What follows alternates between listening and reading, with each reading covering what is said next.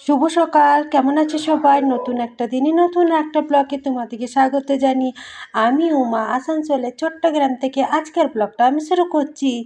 তো আমার সাথে থেকে আর ব্লগটা দেখতে থাকো, আর কেমন লাগে না লাগে অবশ্যই কিন্তু একটা কমেন্টে জানাতে ভুলো না।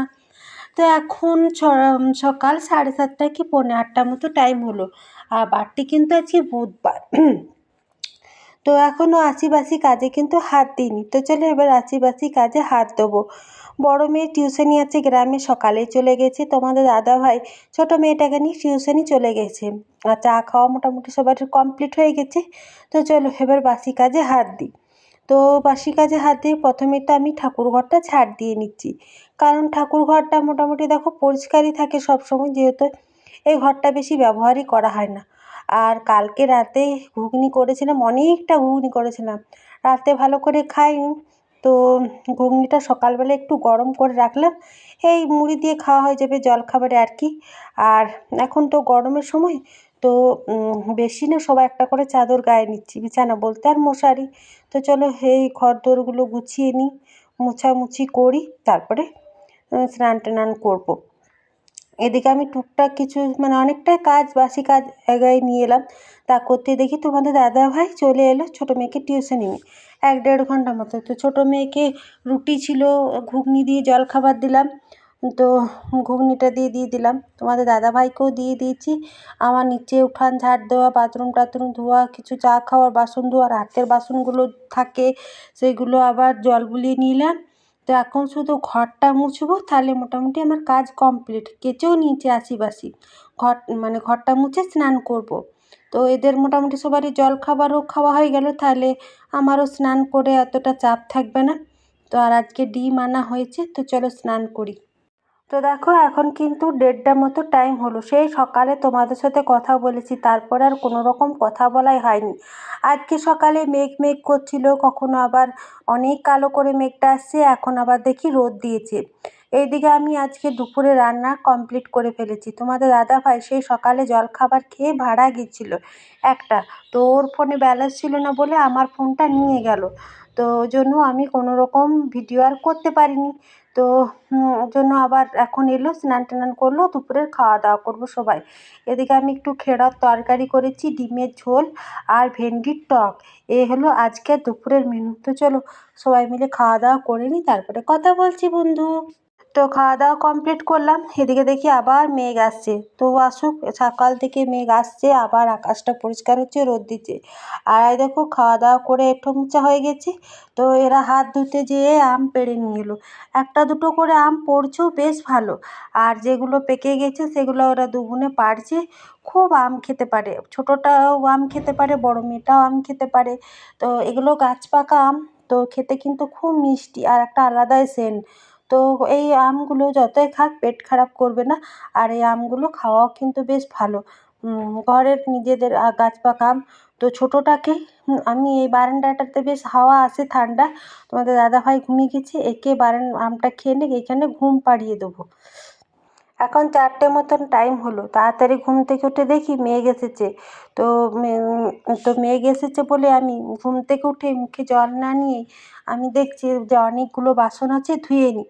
তো এত বাসন আবার ধুলাম, আর ঘুম থেকে উঠে গেছে ছোটোটা। বড় মেয়ে দুপুরে ভাত খায়নি, চাউমিন করেছিল, ওর জন্য রাখা ছিল, আমরা খেয়েছে ঘুম থেকে উঠে। তারপরে বিকেলে যা কাজ থাকে, চা খাওয়া, ঘর দুয়ার ঝাড় দেওয়া, সমস্ত কিছু করে নিচ্ছি। এখন বাইরে সন্ধ্যা লেগে গেছে, আমি আজ সন্ধ্যা দিতে পারছি না। তো ছোটো মেয়েটাকে আমি বলে দিচ্ছি যে তুই এখানে সন্ধ্যা প্রদীপটা দেখিয়ে দে। ও সন্ধ্যা প্রদীপটা আমি বলে দিচ্ছি, তো সেইভাবেই দিচ্ছে আর কি। অত কি ভালোভাবে পারবে? তো যতটুকু পারছে ততটুকুই করুক আর কি। যত ঘরে সন্ধ্যাটা তো পড়লো। বড় মেয়ে নাই, তো ওর মানে বান্ধবীর বাড়ি গিয়েছে, তাহলে ওকে বলতাম। আর দেখবে আমাদের হিন্দু ঘরে সকালবেলায় নিত্য পুজো, মারুলি, বা সন্ধ্যাবেলায় সন্ধ্যা প্রদীপ যদি না দেওয়া হয়, মনটা কেমন ফাঁকা ফাঁকা লাগে, তাই না? মনে হয় সারাদিন সে সমস্ত কাজ করলাম, খেলাম দিলাম, সকাল সন্ধ্যে যে ঠাকুরকে আমরা ভক্তি ভরে ডাকি, সেই কাজটাই হলো না, মনটা খুঁতখুত করে। তো কি করব? তো ওই জন্য ছোটো মেয়েকেই বললাম যে সন্ধ্যা প্রদীপটা জ্বেলে দিবি। ও ও খুব খুশি সন্ধ্যা প্রদীপ জ্বালতে, শাঁখ বাজাতে খুব খুশি। তো ঠাকুরের প্রতি মানে ভক্তি শ্রদ্ধা ও ছোটোর থেকেই কিন্তু ওদের থাকা দরকার, তাই না বন্ধু?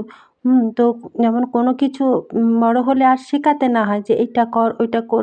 ছোটোর থেকে করলে পরে বড় হলে নিজেরই ভক্তি চলে আসবে, তাই না? তো ঠাকুরের প্রতি ভক্তি হলে ছোটো থেকেও ভালো লাগে, তাই না বন্ধু?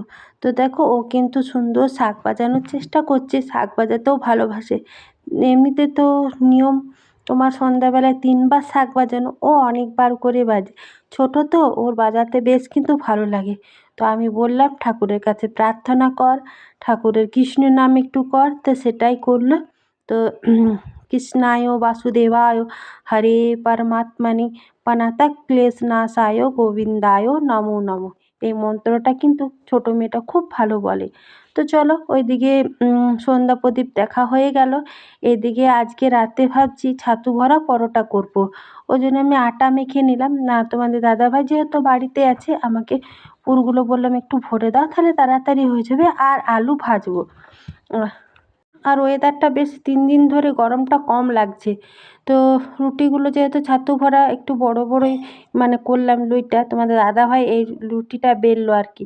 বললাম হয়নি, তাও ও বেলছে। এদিকে আমি সাদা তেল দিয়ে সেঁকে নেবো আর একটু আলু ভাজবো।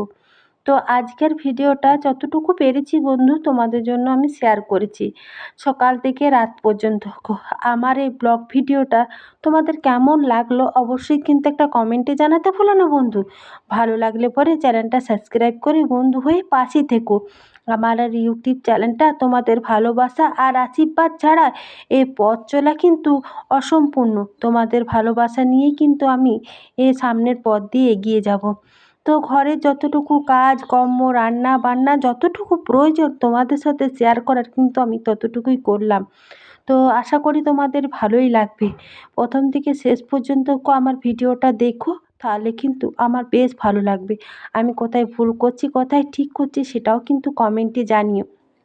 আর আমার ছোটো মেয়েটাকেও তোমরা একটু আশীর্বাদ দিয়ে কেমন সন্ধ্যা প্রদীপ জ্বেলেছি একটু কমেন্ট করে জানিয়ে দিও তো, তাহলে ওকে আমি বলবো দেখ তুই সন্ধ্যা প্রদীপ দিচ্ছিস, সবাই তোকে কী কী বলেছে, তাহলে ওর কিন্তু বেশ ভালো লাগবে, তাই না বন্ধু? তো এদিকে আমি ছাতু বড়ার রুটিটা করে নিচ্ছি, একটু আলু ভাজবো, তরকারি পাতি করবো না, এটার সাথে তরকারি পাতি খুব একটা ভালো যায় না। একটু আলু ভাজা হলো বা একটু মিষ্টি গুড় এই দিয়ে চা এই দিয়েই কিন্তু এটা খেতে বেশ ভালো লাগে। আর আজকে প্রথম আচারটা খাচ্ছি, যেহেতু আচারটা বানা হয়েছে তারপরে আর আচার খায় না। এরা ছাদে পড়ছে, দুটো পরোটা নিয়ে গেল। ছোটোটা সেন পেয়েছে, বলছে মা তুমি কী করছো, তা আমি আবার দুটো দিলাম। দু বোনে ছাদে পড়ছে আর গরম একদমই লাগছে না। এই একবার করে মেঘ করছে। টাটা বন্ধু।